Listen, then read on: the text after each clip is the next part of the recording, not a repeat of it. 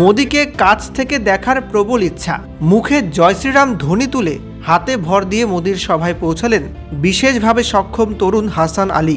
সে জানিয়েছে তার বাড়ি মালদার মোথাবাড়ি।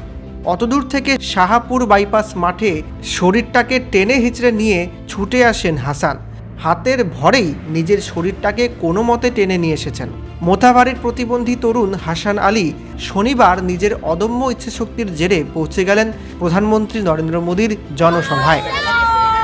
ये भी साफ बताया था थोड़ी देर पहले कि वो बीजेपी के समर्थक नहीं है, लेकिन आम जनता होने के नाते वो यहाँ आकर यहाँ पहुँचना चाहती है। महिलाएं भी बड़े तादाद বাড়ি কোথায়?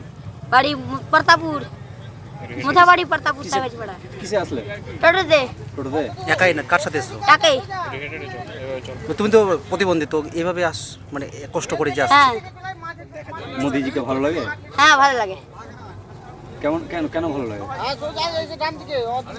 ভালো লাগে, তাই জন্য দেখতে এসছো? হ্যাঁ। জয় শ্রীরাম। আমার নাম হাসান আলী। মাননীয় প্রধানমন্ত্রী আসছেন, ওনাদের জন্য সত্যি আমাদের খুব মনটা খুব চঞ্চল হয়ে গেছে। কখন দেখবো। এখন তো সকালে চলে এসছেন। হ্যাঁ, আমরা সকাল থেকে আরো সকালে এসেছি, আমরা লোকজন নিয়ে এসেছি, লোকজন আছে গাড়িতে করে আসছে। আমরা এগিয়ে এই গেট থেকে, আমরা ভিআইপি গেট থেকে এই গেটতে ঢুকেছি, পাবলিক ওই সাইডে ঢুকালাম। হ্যাঁ, কোথা থেকে এসছেন? আমি শাহপুর পঞ্চায়েত অফিস মেম্বার সদস্য। কি আশা করছেন? অবশ্যই আমাদের বিজেপি আসছেন সামনে আগামী দিন, আমাদের বাংলায় মুখ্যমন্ত্রী অবশ্যই বিজেপির হবেন, এটুকু আমাদের আশা আর এবং হয়ে আছেন, এটুকুই আমরা ধরে নিচ্ছি। আপনার নাম? সময়ের অপেক্ষা।